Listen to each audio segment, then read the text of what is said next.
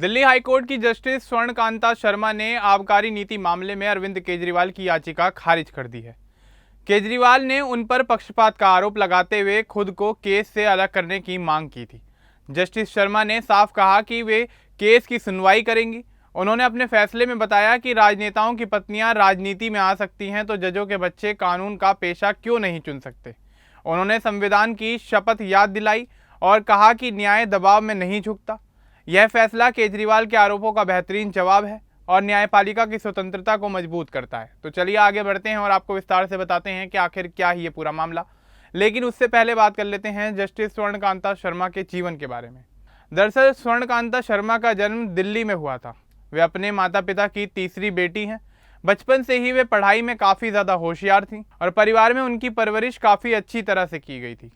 परिवार ने उन्हें मेहनत और ईमानदारी के साथ हर काम को करना सिखाया। उनके पिता और माँ ने उन्हें हमेशा सही रास्ते पर चलने की प्रेरणा दी। उन्होंने कभी भी किसी बड़े पद या सुविधा का सहारा नहीं लिया। वे एक सामान्य परिवार से ताल्लुक़ रखती थीं, जहाँ शिक्षा को सबसे बड़ा हथियार माना जाता था। उनकी शिक्षा दिल्ली विश्वविद्यालय से शुरू हुई। उन्होंने दौलत राम कॉलेज से अंग्रेजी साहित्य में BA ऑनर्स किया। कॉलेज में उन्हें स्टूडेंट ऑफ द ईयर चुना गया।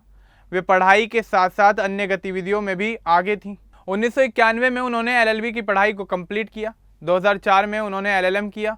इसके अलावा उन्होंने मार्केटिंग मैनेजमेंट, एडवर्टाइजमेंट और पब्लिक रिलेशन में डिप्लोमा भी किया।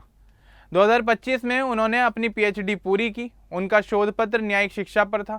इसमें उन्होंने ब्रिटेन, अमेरिका, सिंगापुर और कनाडा की न्यायिक शिक्षा की तुलना की और बताया कि भारत के संविधान के न्याय के सपने को कैसे पूरा किया जा सकता है। उनका करियर 1990 के दशक की शुरुआत में शुरू हुआ। 24 साल की उम्र में वे मजिस्ट्रेट बनी। तब वे कानून की डिग्री लेकर तुरंत काम पर लग गईं। 35 साल की उम्र में वे सेशंस जज बन गईं और जिस दिन वो जज बनी उसी दिन उनका जन्मदिन भी था। दिल्ली के ज़िला अदालतों में उन्होंने 11 साल तक काम किया। इस दौरान उन्होंने कई तरह की अदालतों की देखभाल की। वे family court, motor accident claim tribunal, महिला कोर्ट और महिलाओं के खिलाफ यौन अपराधों की खास अदालत में जज रहीं। उन्होंने CBI की खास अदालत को भी संभाला। नवंबर 2019 में उन्हें उत्तर जिले की प्रिंसिपल डिस्ट्रिक्ट एंड सेशन जज बनाया गया। मार्च 2022 में वे राउज एवेन्यू कोर्ट में प्रिंसिपल डिस्ट्रिक्ट एंड सेशन जज और CBI की खास जज बनी। 28 मार्च 2022 को उन्हें दिल्ली हाई कोर्ट की स्थायी जज बनाया गया। अब वे हाई कोर्ट के काम कर रही हैं। उनको सेवा में 33 साल से ज़्यादा हो चुके हैं। साथ ही उन्होंने कई बड़ी उपलब्धियां भी हासिल की हैं। वे Commonwealth judicial education institute Canada की फेलो हैं। 2025 में PhD की डिग्री मिलने के बाद उन्हें डॉक्टर जस्टिस कहा जाने लगा। उन्होंने कई किताबें लिखी जिनमें सामाजिक मुद्दों पर बात की गई थी।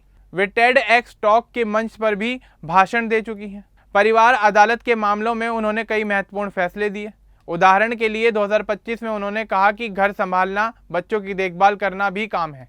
पत्नी की आय होने पर भी पति को बच्चे का खर्च देना पड़ता है। उन्होंने जजों की मानसिक स्वास्थ्य और थकान पर भी खुलकर बातचीत की।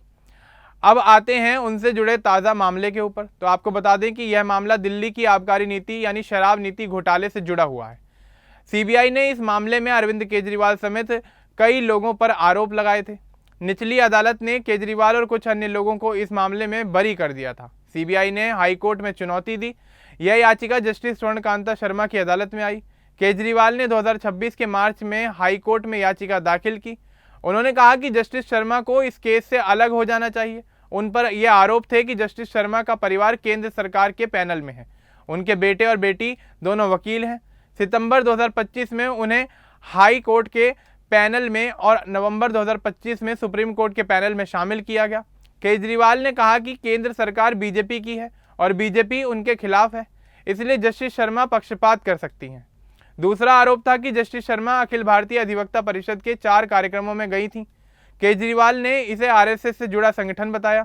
उन्होंने कहा कि इस संगठन की विचारधारा आम आदमी पार्टी से अलग है, इसलिए उन्हें निष्पक्ष न्याय नहीं मिलेगा।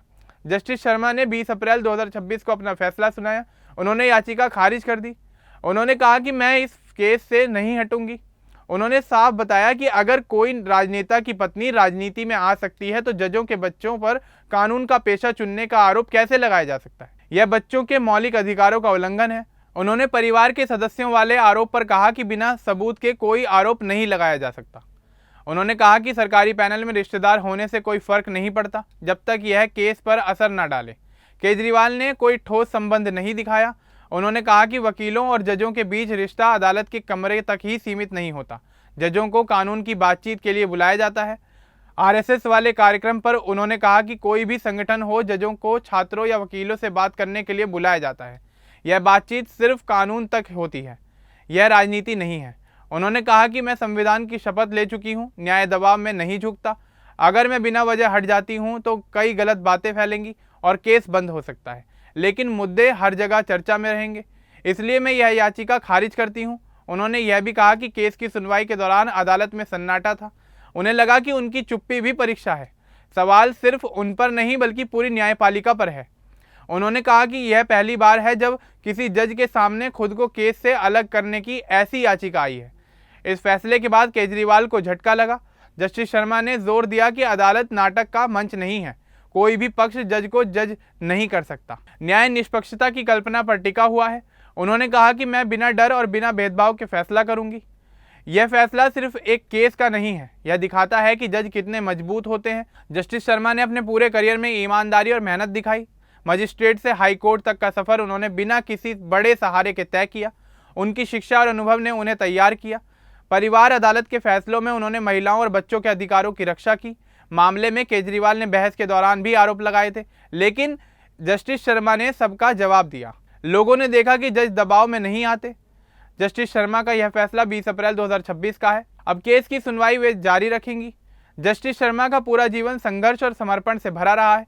इस मामले में उन्होंने जो कहा है वह याद रखने लायक है। न्याय प्रेशर में नहीं झुकता, जज की चुप्पी भी परीक्षा होती है। परिवार के सदस्यों पर आरोप बिना सबूत के नहीं लग सकते। वकील और जज का रिश्ता पेशेवर होता है।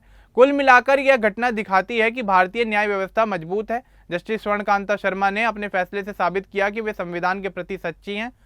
केस अब उनकी अदालत में आगे बढ़ेगा। लोग उम्मीद कर रहे हैं कि न्याय सही समय पर मिलेगा।